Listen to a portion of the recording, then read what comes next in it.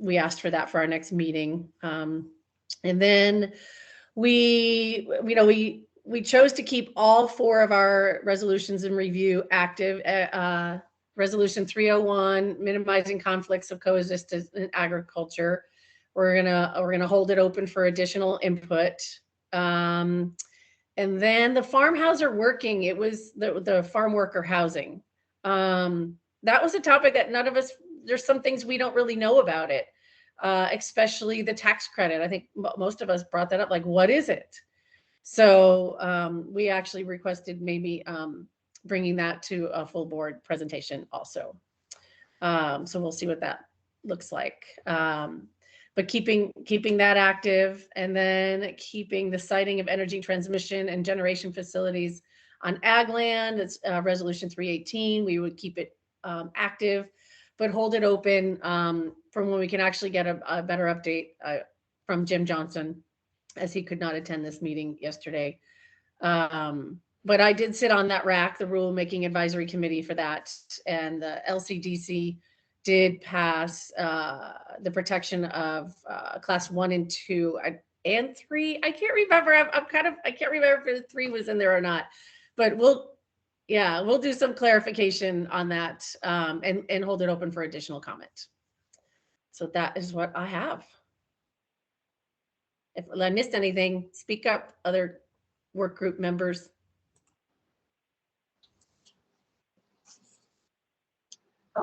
I think you've summarized it pretty well.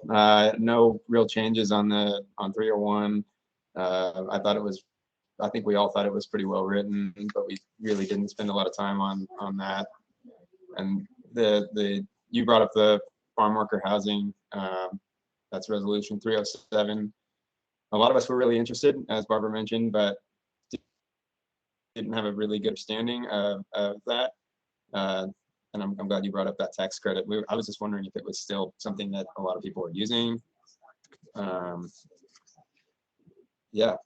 We did spend a lot of time on 317. I think we all need a lot of clarification on, where, we got some pretty good clarification, but it would be good to hear from people who this more greatly impacts. It would have been helpful to have Jim there for a couple of these, especially the ones surrounding land use issues, just because he's more aware of what's going on around the state. So Jim is that's out. A pretty good summary of what. Yeah, sorry, Josh. I was just going to say for the board. So Jim's out on medical leave right now, and that's why he's wasn't able to join. But he will at the next board meeting should be back. Yeah, Shantae Johnson here. We did have a very robust conversation about resolution 317 and in regards to the regulatory aspect of it, and if ODA should be taking on the regulatory portion of that work when it comes to the Food Safety Modernization Act. And so I'm looking forward to just hearing more about that and learning more. The farm worker housing, something that we did bring up was wanting to hear from multiple stakeholders around farm worker housing, whether that be from farmers to folks that create permitting. I'm thinking about the permitting issues that some farmers may have, specifically in like the scenic highway area, and then just across the state. And then what are some of the costs that some of the farmers have had to work with when creating farm worker housing, and hearing from them, but also with the new COVID regulations, understanding what some of the impacts were when it comes to housing and making sure they're in compliance. So I think that with 307, we were really wanting to bring in, other stakeholders to learn more about farm worker housing.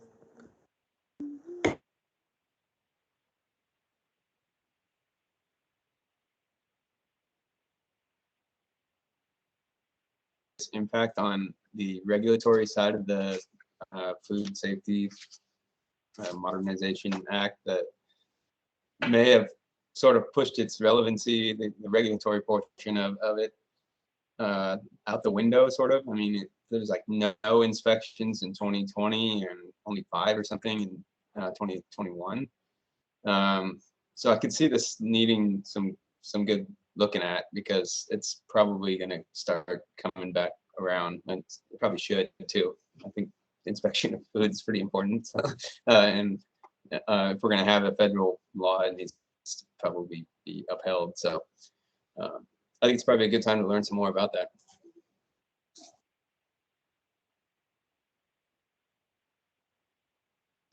So we have the two kind of presentations coming to the board that we will work on for the for an upcoming board meeting in May, or depending on what the schedule shakes out to be, around bringing some of the different agencies and stakeholders around farm worker housing. We don't necessarily have any regulatory authority over that, but work closely with some partners on that, and then the Food Safety Modernization Act, and bring to help us kind of level set at where that program is, why we're kind of taking the approach we have, and what we see kind of as next going forward, so the board can then decide if the resolution is still where the board believes we should be, or if the board wants to make changes to that resolution and recommend changes to our approach so far in the state. So we will bring both of those kind of presentations forward to help the board navigate these two resolutions.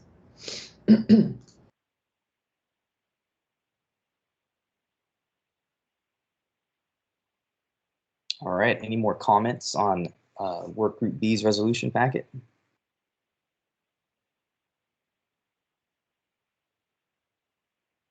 All right, hearing none, I guess we'll move on to newsletter topics. Anything stood out to y'all in this meeting that you'd like to include in the newsletter? Shantae Johnson here. I would say definitely the Oregon Disaster Relief Fund, and making sure we get the right language out to community.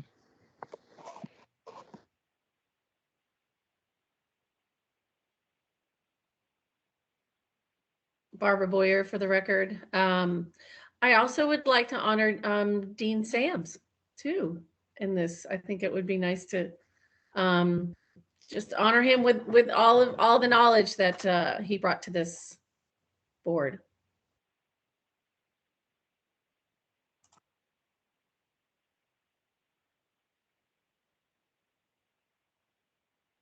I actually thought that in the director's report, that website for the roadmap for the state was pretty cool. So I think that'd be worth noting.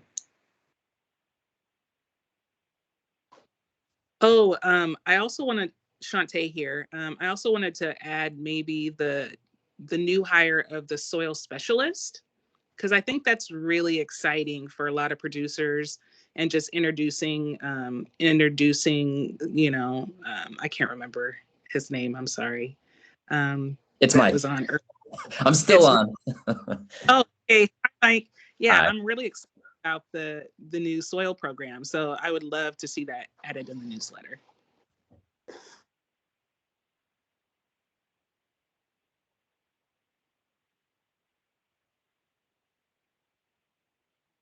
This is Elin. Just Alexa, just for a clarification, when do the quarterlies go out? Is it just like right after this meeting, or is it a little later, or what's the timing quarterly?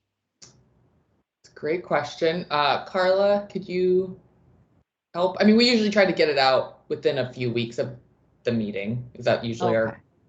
Yes, that's my goal, and I need to apologize in that I have not had a chance to get the last one out. So I'll also incorporate adding our new member information to let people know about Miguel and Eric's appointments, and I'll get that out shortly. So I try to get it out within a month, but I have been delayed, so I apologize. Part of that is the additional duties Carla's been picking up, and so and we just lost sight of it. So that's not just Carla's fault. But we will kind of package the past two together to get it out and be caught up. And I think we had talked about for the last one, I think, and we heard from some stakeholders today, and given all the hemp bills that are out there, or cannabis bills, let's say in general, just again touting the good program that ODA has. So I think that would be helpful too. Yeah, we'll get all those issues and ideas incorporated into the next one and get back on track. Thanks.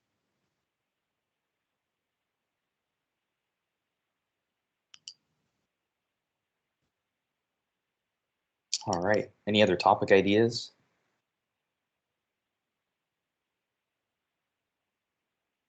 All right. Well, hearing none, I guess we'll move on to our last item here on board business, which is it's about the 2023 Board of Ag Industry Report. And that's sort of more of an end of the year report, a much larger report aside from our quarterly reports. And we need to start thinking of ideas for that one. Hopefully bring those to the May meeting, start getting something together, and we can work through it as a board and try to hand something out that's pretty well encompassing. I'll just add that this is our biennial report. It's the legislature, it's in our statute to provide an update on the status of the industry. I will be sending out a copy of our current report that we completed in 2021 for your reference, but also I'll send an email out to help you maybe identify some topics and things that you'd like us to start working on. I think it's important. We've transitioned from a book report to this more 4 to 6 page style report. So let's just start thinking about it. I'd like to have your comments in before the next May meeting, so we can maybe provide an outline or a draft of some of the content that you'd like to see in that report, so we can start building on that and collectively getting that together. So the goal would be to have a final sign off during or before our November meeting, so we can work the month of December to get it published and distributed before the first of the year. So that's the timing on that report. So look for an email from me with our current report, and also with some questions to get your input on what you'd like to see included in that status update. And for new board members, as Carla mentioned, this is part of the statute that created the Board of Ag. We distribute it to all the legislatures at the start of the session. And so it's a great opportunity to kind of ground, I think, the legislature in what are the big current issues that are and opportunities before Oregon agriculture, as they inevitably will see, many different bills that could be impacting different parts of agriculture. And so that's one of the kind of primary audiences and intents of this report. But it gets used in a lot of different ways. When groups from outside the state come, we usually share it with them, because it also does an overview of Oregon agriculture and our diverse growing regions and the diverse crops we produce. And so it's used in a lot of different forms, but that's one of the main primary uses that we use it for, is the legislature.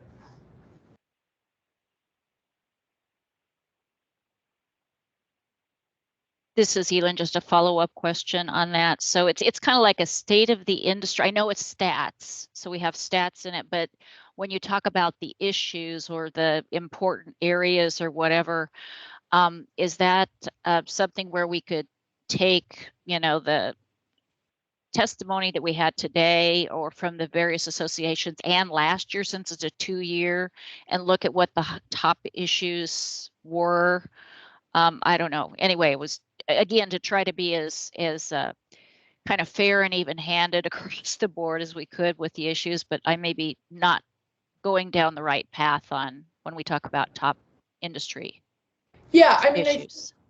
Yeah, no, I think that's a good question. I mean, I think what we've seen the board do is try to kind of roll up some of those discrete issues maybe that you heard about today into like these themes. So the last biennial report said some of the top priority issues were water for agriculture, right? We heard like obviously very clearly today, agricultural workforce, agricultural land use, that's always been a big focus for the Board of Ag, at least in my tenure here, and then market access and market development.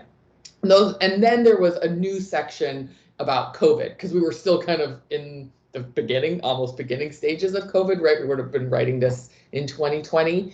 And so we didn't really fully understand all of the impacts. So it was a little bit initial. Oh, and I think we also included wildfires because those two things were kind of going on simultaneously. So, but those could absolutely change based upon what's going on from the board's perspective. You all get to pick these, what you kind of see that was big bucket priorities are. And so it'll give, once you get the report again and kind of read through it, but you get to drive what these priorities are from your perspective. And so they can change, you can add to them.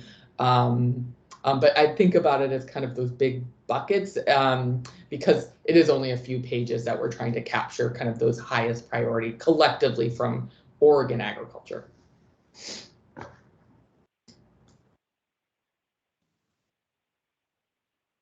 And the other section that's in there is kind of a regional aspect. We've had some statistics in there again. So everyone around the state or all legislators could have a sense of, how big agriculture is in their district or their part of the state, things like that. So not that we have to, exactly do the same statistics that we've had, but just kind of think of it as that regional talking point kind of thing that we can share with the legislature as well. So it's important to keep that statewide perspective as well.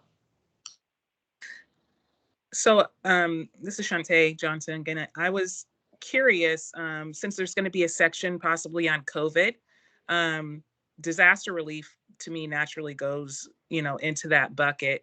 And I'd be curious to understand who are I don't know if this can be for this particular report, but once the disaster relief program really gets rolling, maybe this is for next year, but looking at what were the producers that were able to receive funds through disaster relief in our state.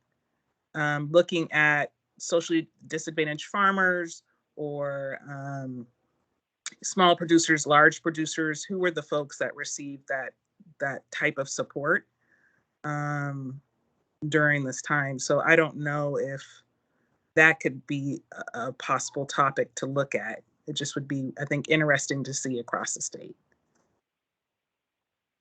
So, Shantae, are you saying for the ODAP program that we're creating, or larger than that, including USDA programs?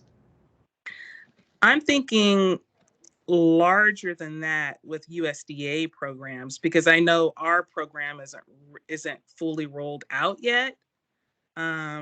But it's just, it's just got my brain thinking about who was able to benefit from disaster relief funds, because not everybody qualified for PPE, those kind of things, but Yeah, I think we might be able to capture some of the things we did around those, like we partnered with OSU on PPE distribution sites to get masks to the ag community, and we also partnered with like community-based organizations to try and get them out to the farm worker community as well early on. I think we put out something like 7 million masks all told to the kind of the agriculture and farm worker community at no cost to them. And so we have some information there. A lot of USDA's programs data may not be out in time for this report either, but we can go to, we'll connect with FSA and maybe NASS to see what type of data that they do have. And if they don't, they might be a little delayed the same way we are with getting some, because they're still rolling out their disaster programs. We could certainly bring that separately to the board in maybe a presentation or, with some of that data from USDA and their programs in conjunction with our own, because we'll be collecting some information about the ODAP program and what types of the counties it's going to, the type of crops, producers who access this program, those types of things. We'll be definitely collecting on our own program too that we can bring once we get to the end of it. Okay, thank you. Elin. Was have to do that microphone anyway. It just occurred to me, and we talked about Farm Bill a little bit before, and the holes for specialty crop people particularly, and I think that fact that ODA is working on what those changes might look like, and if I have my timing right, when this report would come out, if there was even a section on still unmet needs or things for and that could then be used as a tool for providing information on holes. I don't know if we want to even go there, but I think a lot of us have come to realize that there's a lot more challenges because we are not corn and soybeans. And so it's something that we might think about if it's a high enough priority, but it kind of sounded like it with the reports we had earlier. Might be an idea. So I think that's a great idea. And actually, as opposed to this report, I might suggest if the board wants to include that in this report, this is your report. I'm not saying you can't. But the board may want to do a new resolution on that.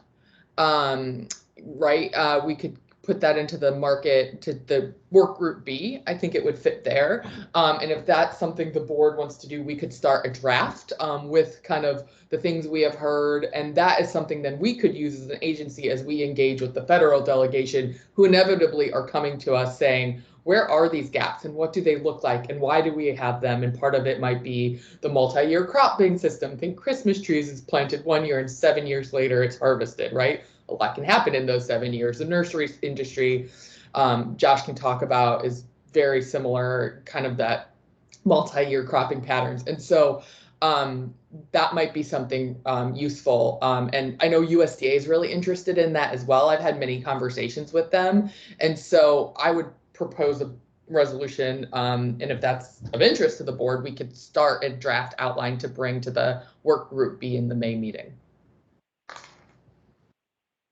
I'd certainly support that. And yeah, it's probably a better place than in a report. So good, thank you.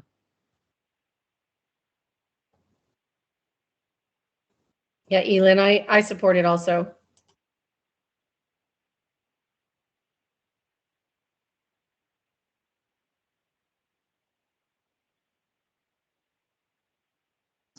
Great. So I think be on the lookout from some additional material from Carla on this, and some additional response before the May board meeting, so we can continue this discussion on the board report. So thank you for everyone's focus and attention between now and May.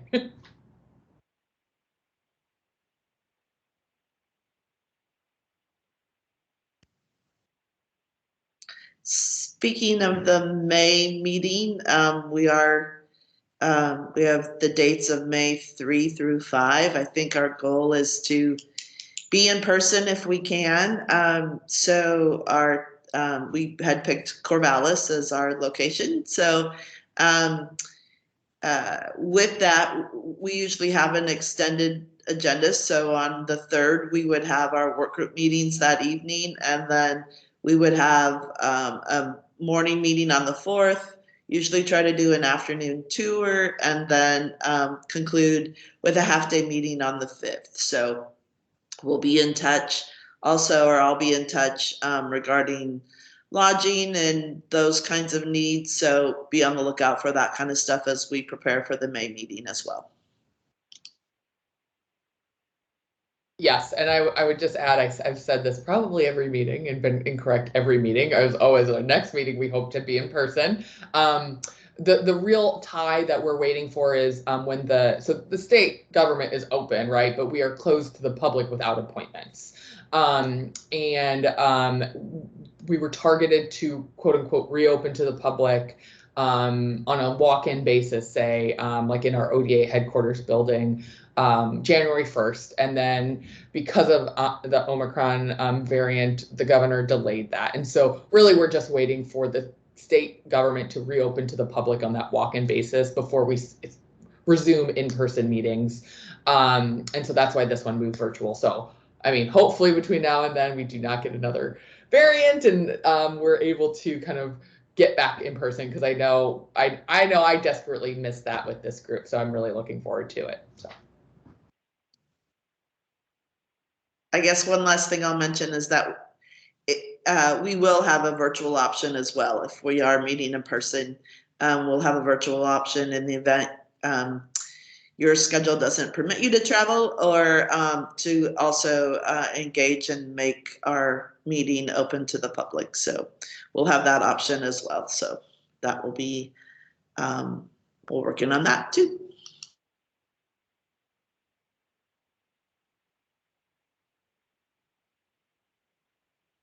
All right, any other questions or comments or thoughts from the board or Director Taylor, Carla? All right, well, sounds good. Well, I guess at that point, we're meeting adjourned here. Thank you, Brian. Thanks, everybody. You're welcome. Thank you. Good job, Mr. Chairman. We're early. Hey. Yeah, that's 2 so far. See ya. Hopefully next time in person, right? Take care, everyone.